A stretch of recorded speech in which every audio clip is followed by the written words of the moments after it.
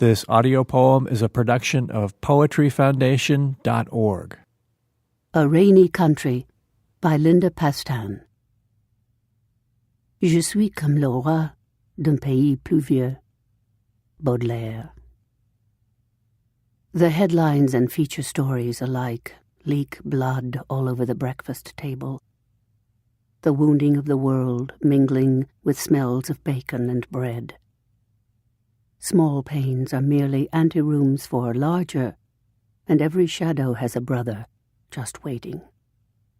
Even grace is sullied by ancient angers. I must remember it has always been like this. Those Trojan women learning their fates, the simple sharpness of the guillotine, a filigree of cruelty adorns every culture.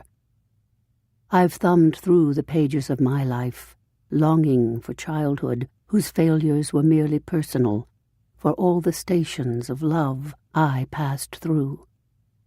Shadows and the shadow of shadows. I am like the queen of a rainy country, powerless and grown old. Another morning with its quaint obligations, newspaper, bacon grease, rattle of dishes and bones.